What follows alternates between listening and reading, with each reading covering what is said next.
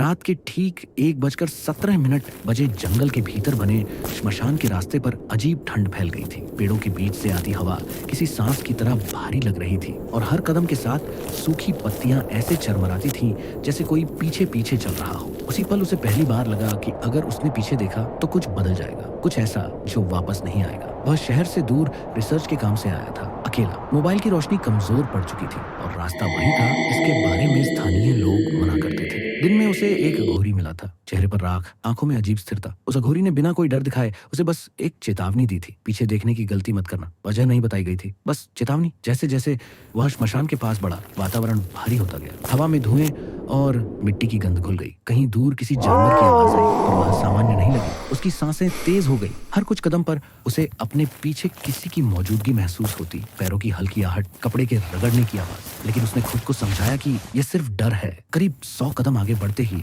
उसकी गर्दन में अचानक ठंडक दौड़ गई। ऐसा लगा जैसे किसी ने बहुत पास से फूंक मारी हो। मोबाइल की लाइट झपकने लगी। उसी पल उसकी उंगलियां कांप गईं। मन ने कहा कि बस एक नजर पीछे देख लेने से सब साफ हो जाएगा। यहीं से कहानी बदलती है। उसने गर्दन घुमाई। पीछे कोई चेहरा नहीं था, कोई साया नहीं, लेकिन जमीन पर उसका अपना साया उल्टी दिशा में खड़ा था, जैसे वह खुद उसे घूर रहा हो। साया धीरे धीरे उसकी ओर बढ़ा और उसके चलने की आवाज अब सामने से आई। हवा रुक गई, जंगल जैसे थम गया। अचानक उसे अघोरी की मौजूदगी महसूस